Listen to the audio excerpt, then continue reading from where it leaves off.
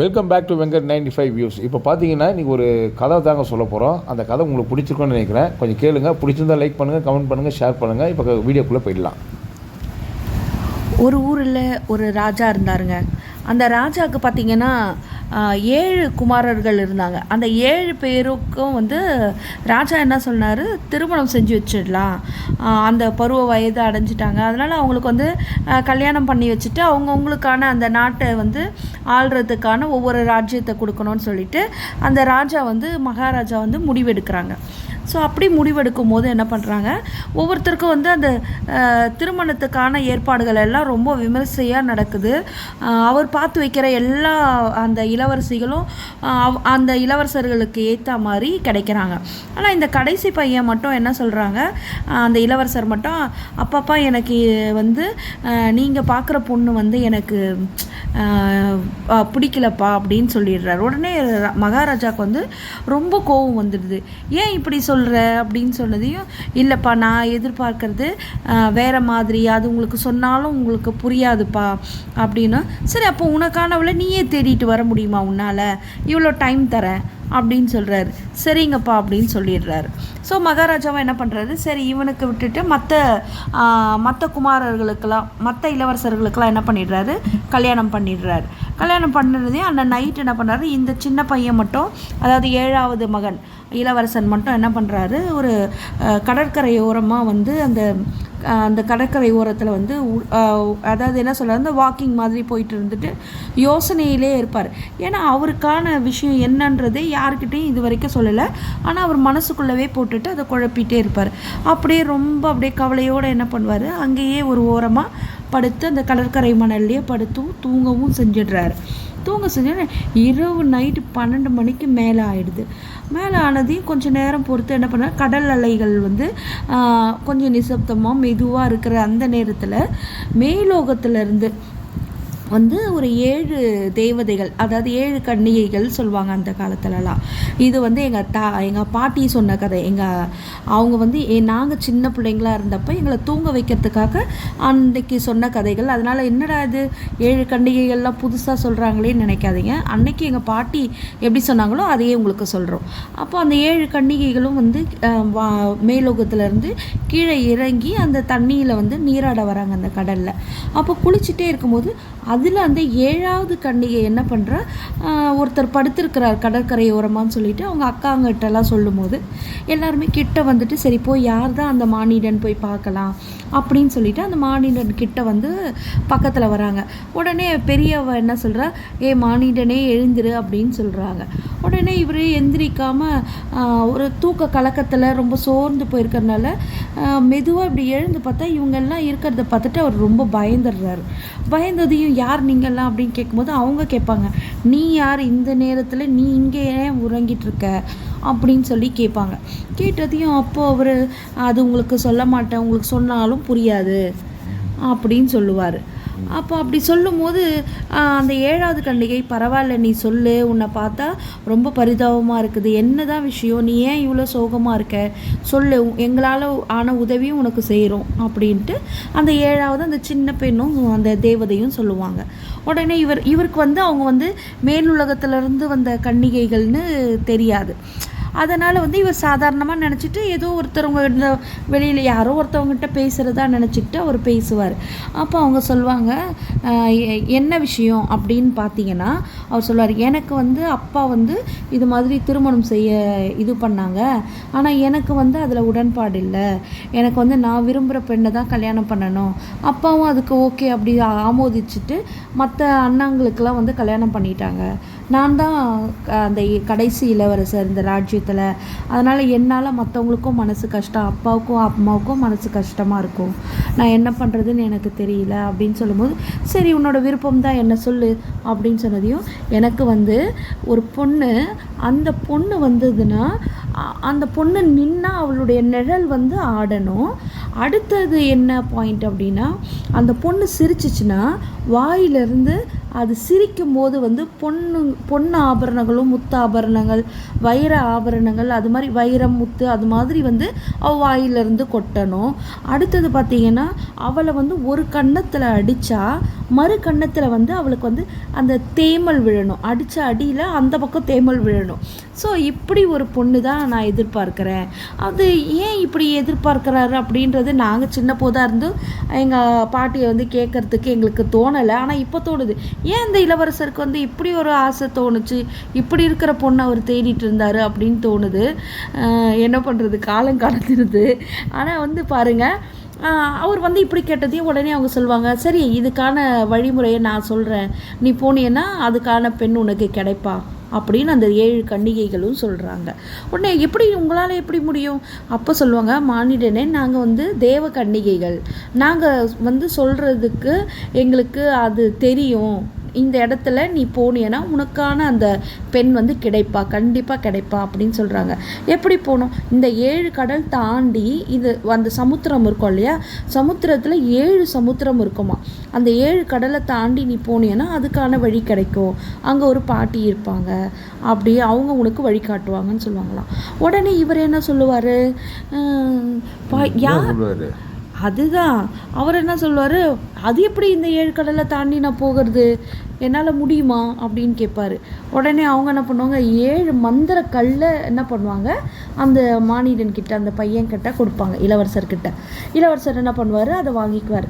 அப்போ அவங்க சொல்லுவாங்க, நீ ஒரு கடலையும் கடக்கும் போது இந்த வந்து காலை அது அங்கே வைக்கும் போது நீ இந்த ஒரு மந்திரக்கல்லை போட்டீன்னா உனக்கு வந்து வழிவிடும் அப்படின்னு சொல்லுவாங்க.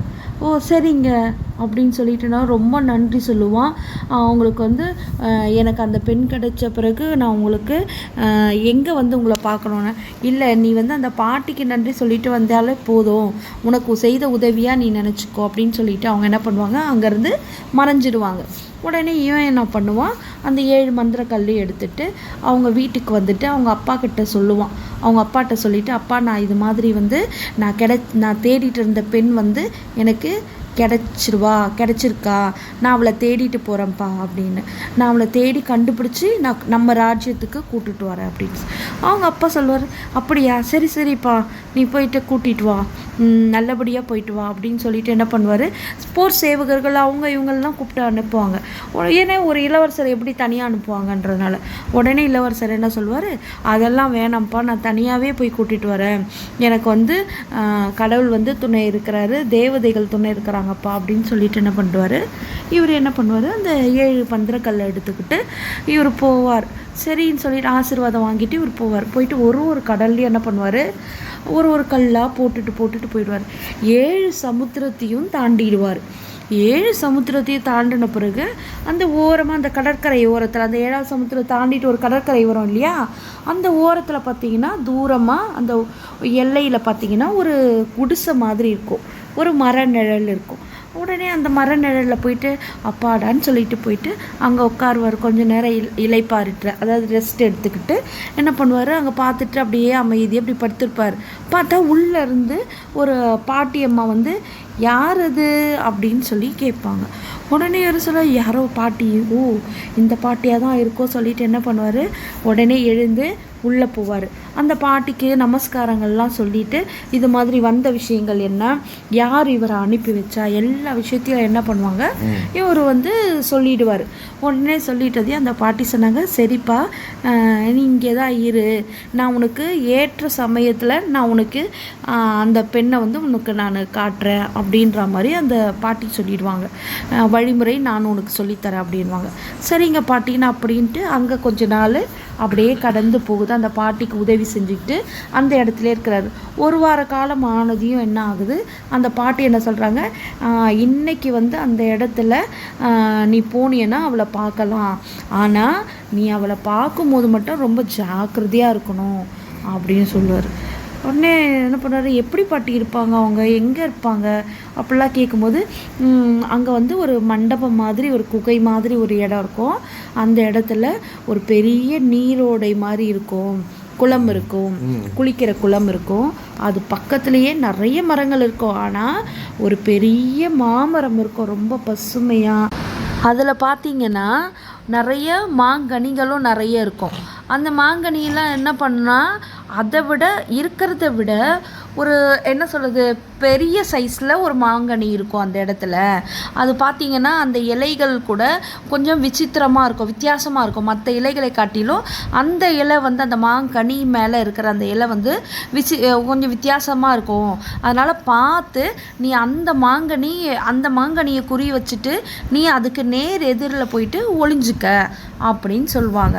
ஒளிஞ்சிக்கணுமா? ஏன் பாட்டி ஒளிஞ்சிக்கணும் அப்படின்னு சொல்லி அந்த இளவரசர் கேட்பார்.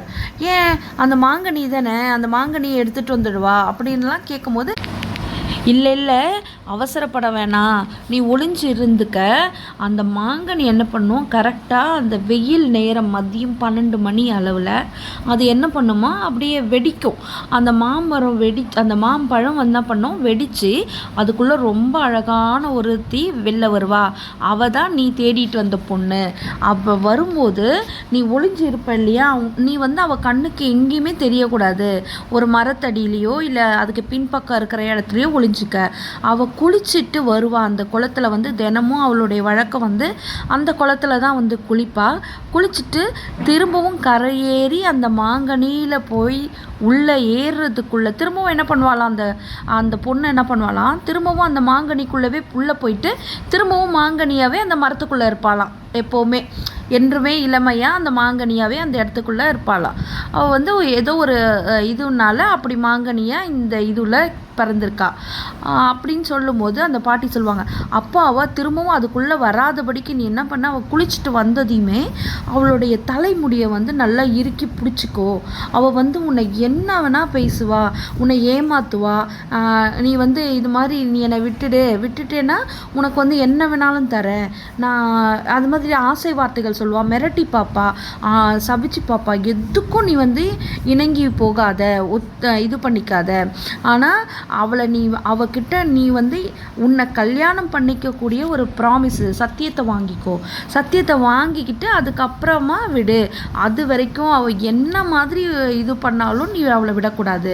விட்டுட்டேன்னா அவள் வந்து திரும்பவும் அதுக்குள்ளே போயிடுவா, அப்புறம் வந்து வெளியில் வர மாட்டா அப்படின்னு சொல்லிடுவாங்க. சரிங்க பாட்டின்னு சொல்லிட்டு அந்த பாட்டிக்கிட்டேயும் என்ன பண்ணுவான், அவன் வந்து அந்த பாட்டி காலில் விழுந்து ஆசீர்வாதம் வாங்கிக்கணும். வெற்றியோடு போயிட்டு வாப்பா அப்படின்னு சொல்லிட்டு அந்த பாட்டியும் அனுப்பி வச்சுருவாங்களாம். அனுப்பி வச்சது இவன் என்ன பண்ணுவான், போவான் அந்த மண்டபத்துக்குள்ளே போயிட்டு பார்க்கும்போது இப்போ ரொம்ப ரொம்ப ரொம்ப பழைய கால மண்டபம். ஆனால் பார்த்தீங்கன்னா அது வந்து அவ்வளோ ஒரு அழகாக ரம்யமாக இருக்குமா. அதை பார்த்ததையும் உடனே இவன் என்ன பண்ணுவான், அந்த மரத்தையும் பார்த்துருவான், அந்த மாங்கனியும் பார்த்துருவான். பார்த்துட்டு அதுக்கு பக்கத்தில் ஒரு பெரிய மரம் இருந்துதான். அந்த மரத்தினோட இலைகள் எல்லாம் மூடிக்கிட்டு அந்த மரத்து பின்னாடி போயிட்டு ஒளிஞ்சிக்கிட்டானா. இந்த பொண்ணு என்ன பண்ணுது, இந்த மாங்கனி என்ன பண்ணுது, கரெக்டாக மதியம் அந்த 12 மணி உச்சி வெயிலில் என்ன பண்ணுச்சா, அந்த பட்டுன்னு ஒரு சவுண்டு மட்டும் வந்ததுங்களாம். வந்ததையும் அந்த மாங்கனி வெடித்து அதுக்குள்ளே இருந்து அந்த பொண்ணு வெளியில் வந்ததையும் அவ்வளோ ஒரு அழகு, அப்படி ஒரு பேரழகியாக அந்த பொண்ணு அந்த இடத்துல நிற்கிறத பார்த்ததையும் ஒரு நிமிஷம் அவனுக்கே என்ன நம்ம தேடிட்டு வந்த பொண்ணு இவ தானா அப்படின்னு சொல்லிட்டு அவனுக்கு ஒரு ஆர்வமாக ரொம்ப மிகுதியால் என்ன பண்ணிட்டா, அவன் வந்து வெளியில் வர எத்தனைக்கும் போது சத்தம் கேட்டு திரும்பி பார்க்கும்போது இவன் என்ன பண்ணிட்டான், டக்குன்னு திரும்பவும் என்ன பண்ணிட்டான், அந்த மரத்துக்கு மேலே ஏறி போய் ஒளிஞ்சிக்கிட்டதையும் இவன் என்ன பண்ணா, சரி யாரும் இல்லை போல இருக்கு அப்படின்னு சொல்லிட்டு திரும்பவும் என்ன பண்ணா, அந்த இடம் ஃபுல்லாக நடந்து விளையாடி அங்கே இருக்கிற மரத்தில் ஊஞ்சல்லாம் இருக்கும் அந்த இடத்துலலாம் விளையாடிட்டு பொறுமையாக வந்து அந்த குளத்தில் இறங்கி அவள் குளிக்க ஆரம்பிச்சிட்டு இவனுக்கு யோசனையாக இருக்கும், என்னடா நம்ம தேடிட்டு வந்த பொண்ணு நின்னா நிழலாடும் நம்ம சொன்னோம், பாட்டி இப்படி தானே சொன்னாங்க அப்படின்னு யோசனை பண்ணுவான். அப்போ பார்த்தா இவங்க குளிச்சுட்டு அந்த படிக்கட்டு வழியாக மேலே ஏறி நிற்கும் போது அந்த பொண்ணு இந்த தலைமுடியை வந்து அந்த காற்றுல காய வைக்கும் போது பார்த்தீங்கன்னா அவளுடைய நிழல் என்ன பண்ணும், இவன் நிற்கிறா ஆனால் அவளுடைய நிழல் என்ன பண்ணுது, ஆடுது. உடனே ஓகே ஒரு இது கரெக்டாக இருக்குது. அடுத்தது அவளே என்ன பண்ணுவாள், திரும்பவும் கொஞ்சம் நேரம் பொறுத்து அங்கே இருக்கிற திரும்பவும் அந்த ஊஞ்சல், அங்கே இருக்கிற பழங்கள் சாப்பிட்றது, அப்புறம் அந்த ஊஞ்சலில் ஏறி விளையாடும் போது அவளை அறியாமலே சிரிக்கும் போது அவள் வாயிலிருந்து அந்த பொண்ணு ஆபரணங்களும் முத்தாபரணங்கள் அந்த வைரம் அது எல்லாமே என்ன ஆகுது, கொட்டுது அந்த இடத்துல. அதை ஒரு பக்கமாக காலால் அப்படி தள்ளி விட்டுட்டு திரும்பவும் விளையாட ஆரம்பிக்கிறான். விளையாட ஆரம்பிச்சுட்டு ஓகே, ரெண்டு விஷயம் இப்போ இவனுக்கு தெரிய வந்துடுச்சு. 3வது விஷயம், இந்த கன்னத்தில் அடித்தா அந்த கன்னத்தில் வந்து தேமல் வரணும். ஸோ இதை எப்படி பார்க்கறது அப்படி சொல்லிட்டு என்ன பண்ணலாம், சரி பார்ப்போம், ஆனால் இந்த பொண்ணு தான் அப்படின்னு அவனுக்கு ஊர்ஜிதப்படுத்திட்டான். படுத்திட்டு இவ திரும்பி இருக்கிற அந்த ஊஞ்சல் விளையாடிட்டே இருக்கும்போது என்ன பண்ணிடுவான், இவன் பின்பக்கமாகவே வந்து என்ன பண்ணுவான், அந்த தலைமுடியை நல்லா இறுக்கி பிடிச்சிருவான். பிடிச்சதையும் அவளுக்கு யார் இப்படி இந்த இடத்துல, ஏன்னா அந்த இடத்துல அனாவசியமாக யாருமே வராத ஒரு இடம், அது ஒரு அமானுஷ்யமாக இருக்குது அப்படின்றதுனால அந்த இடத்துக்கு யாருமே போக மாட்டாங்க. அப்படின்னு சொன்னால் இவ கத்துவா, திரும்பி பார்க்கறதுக்கும் முயற்சி பண்ணுவா. இவனோட முகத்துக்கு இவன் பின்னாடி தானே இருக்கான், பிடிச்சிட்டு இருக்கான். உடனே அவள் கத்துன்னு கத்திட்டு, என்னை விடுறா, நீ யார் அப்படின்னு சொல்லிட்டு நிறைய ஆசை வார்த்தை, நான் உனக்கு இது தரேன், உனக்கு நிறைய இது தங்கம் தரேன், வெள்ளி தரேன், இல்லைன்னா நான் உனக்கு வந்து உனக்கு நிறைய வரங்கள் தரேன் அப்படிலாம் சொல்லுவாள். அதெல்லாம் எதுவும் வேணாம். அப்போ இவனுக்கு என்ன தான் வேணும் அப்படின்னு சொல்லும்போது, எனக்கு வந்து நீ தான் வேணும், நான் உன்னை திருமணம் பண்ணிக்கணும்னுமா. உடனே அவங்க என்ன சொல்லுவாங்க, அதெல்லாம் முடியாது, நீ வந்து ஒரு மானிடன், நான் அப்படி கிடையாது, நான் அது மாதிரி பண்ண முடியாது அப்படின்னு சொல்லதையும் அவங்களுக்கு வந்து ரொம்ப கோபம். இவன் விடவே மாட்டான். அவங்க என்னென்னமோ திட்டி பார்ப்பாங்க. அதுக்கப்புறம் என்ன பண்ணுவான், பல்லார்னு ஒரு அறை வைப்பான். அறை வச்சது இந்த பக்கத்தில் ஒரு தேமல் வந்துடும் அந்த பொண்ணுக்கு. வந்ததையும் ஓகே, அப்போ இவளை விடவே கூடாதுரா அப்படின்னு சொல்லிட்டு என்ன பண்ணுவானா, நீ வந்து என்னை கல்யாணம் பண்ணிக்கிறதா இருந்தால் மட்டும்தான் நான் வந்து விடுவேன். சரி பண்ணிக்கிறேன், சரி இப்போ விடு அப்படின்னு வாழலாம். இல்லை நீ ப்ராமிஸ் பண்ண. ஏன்னா அவங்கெல்லாம் வந்து இப்போ மனுஷங்க தான் அந்த சத்தியம்லாம் பண்ணுறதெல்லாம் வந்து இது பண்ணிடுறோம், மறந்துடுறோம், அப்படியே இது பண்ணிடுறோம், எஸ்கேப் பண்ணுற மாதிரி. ஆனால் அப்போ இருக்கிறவங்க அந்த இது இல்லை, அவங்கெல்லாம் என்னன்னா அப்படியே ஃபாலோ பண்ணுவாங்க. உடனே சத்தியம் வாங்கிடுறான் அவன்.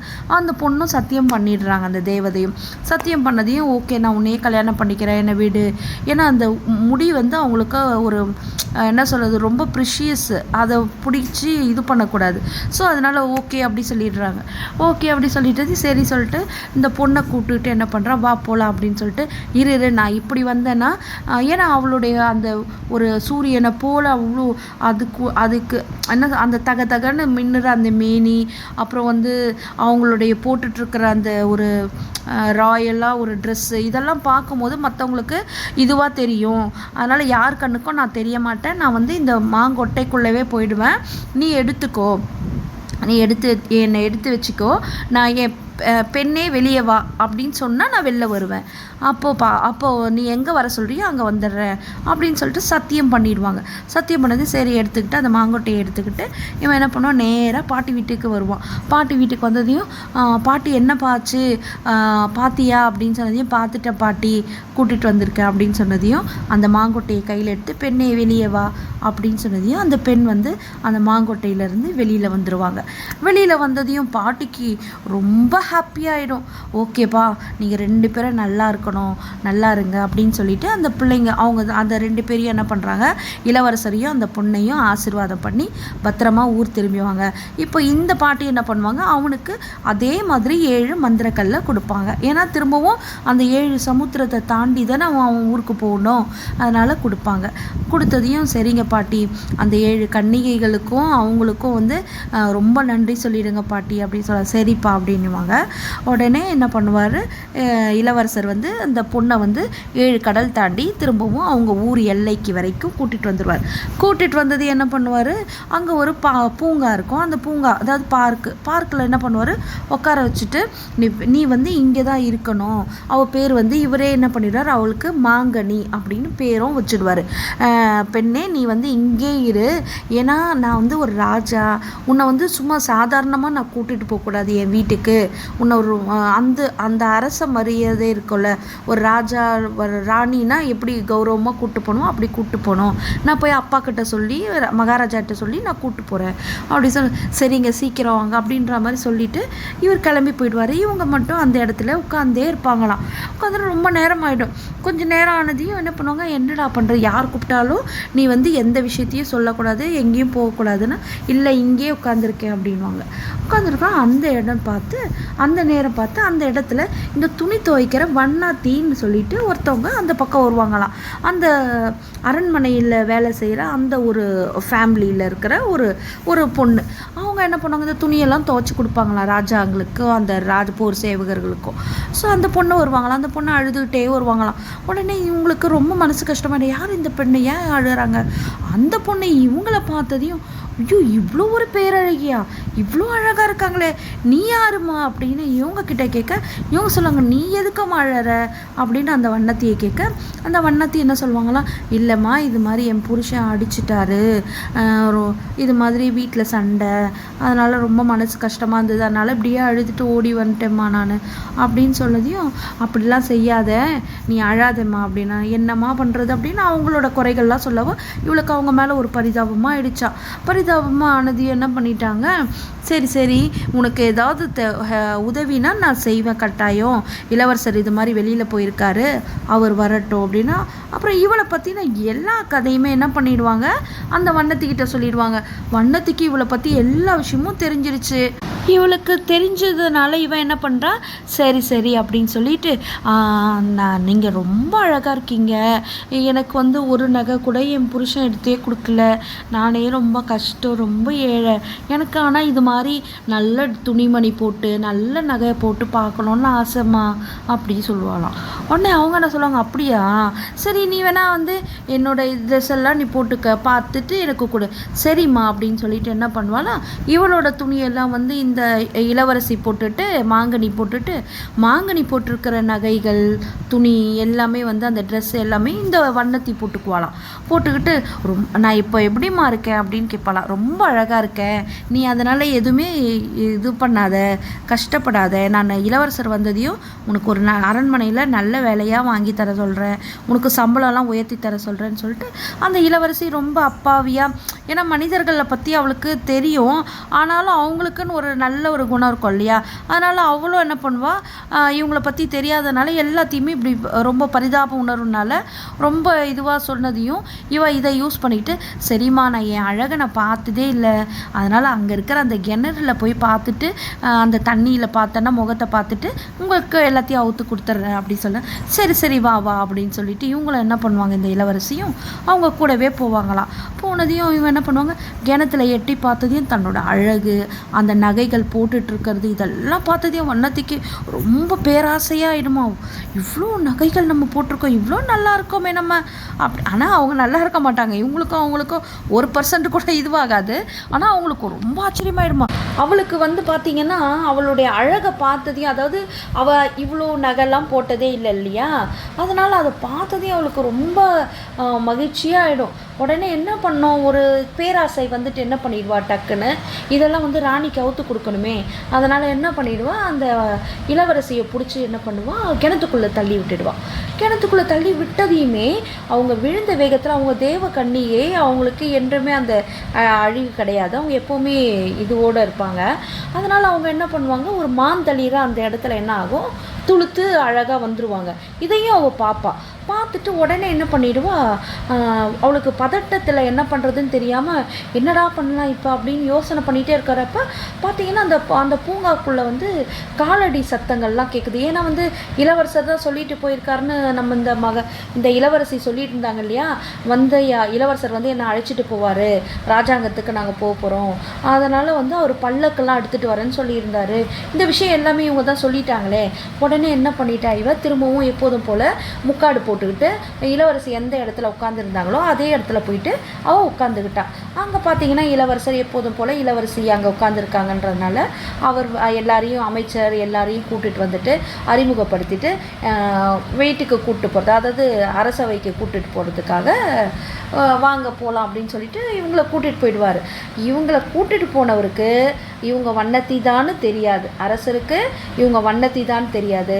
வண்ணத்திக்கு இப்போ என்ன இதுன்னா, நம்ம இவளை பிடிச்சி தள்ளி விட்டோமே, அங்கே உடனே ஒரு செடி வந்தது, செடி அப்படின்னு தான் அவங்க நினைப்பாங்க, ஆனால் அது ஒரு மான் செடி.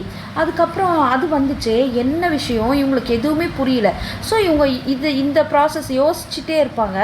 யோசிச்சுட்டே இருக்கும்போது இளவரசர் என்ன பண்ணுவார், அரசவைக்கு கூட்டிகிட்டு போயிடுவார். அங்கே போனதையும் மகாராஜா எல்லாருமே இருப்பாங்க. அவங்க முன்னிலையில் அவங்கள பேசுறதுக்கு நீங்கள் என்ன நீங்கள் யார் என்னன்றதை பேச வாய் திறக்கிறதுக்குள்ள அந்த இடத்துல இவங்க மயக்கம் வந்த மாதிரி ஒரு பாவனை பண்ணுறாங்க. அதுக்கப்புறம் என்ன நடந்தது, இவங்க வந்து அரசர்கிட்ட மாட்டிக்கிட்டாங்களா, அரசர் இதை கண்டுபிடிச்சாரா, அப்போது இளவரசியை அடையாளம் கண்டுபிடிக்க அவரால் முடிஞ்சுதா, இந்த வண்ணத்தி யாருன்னு அவருக்கு தெரியும் போது ராஜா என்ன பண்ண போகிறாரு, இப்போது இளவரசி என்ன பண்ண போகிறாங்க. ஏன்னா அந்த இளவரசின்றவங்க இவரை நம்பி இவருக்காக வந்தாங்க. இப்போது அவங்களுடைய நிலைமை என்ன ஆகும், அந்த செடி என்ன பண்ணும், அதுக்குள்ளேருந்து திரும்பவும் அவங்க வருவாங்களா, திரும்பவும் நாங்கள் எங்கள் பாட்டிக்கிட்ட கேட்டோம், திரும்பவும் அப்போ அந்த செடியிலேருந்து திரும்பவும் ஒரு மாம்பழம் வந்துருமா அப்படின்லாம் கேட்டோம். ஸோ உங்களுக்கும் அதே மாதிரி ஒரு ஆர்வம் இருக்கும்னு நினைக்கிறோம். உங்களுக்கு இந்த கதை பிடிச்சிருக்கோன்னு நினைக்கிறோம். இந்த கதை பிடிச்சிருந்ததுன்னா நீங்கள் கமெண்ட் பண்ணுங்கள், ஷேர் பண்ணுங்கள், லைக் பண்ணுங்கள். நாளைக்கு இந்த கதையினுடைய பார்ட் 2 நம்மளோட சேனலில் வரும். மறக்காமல் பாருங்கள். தொடர்ந்து உங்களுடைய என்ன சொல்கிறது, உங்களுடைய ஆதரவை எங்களுக்கு கொடுங்க. நீங்கள் கமெண்ட்ஸில் நீங்கள் போட்டிங்கன்னா தான் நாங்கள் பேசுகிற இந்த பதிவாவது உங்களுக்கு எப்படி பிடிச்சிருக்கா இல்லையான்றது எங்களுக்கு தெரிய வரும். அதனால் லைக் பண்ணுங்கள், கமெண்ட் பண்ணுங்கள், ஷேர் பண்ணுங்கள், சப்ஸ்கிரைப் பண்ணுங்கள். தேங்க்யூ.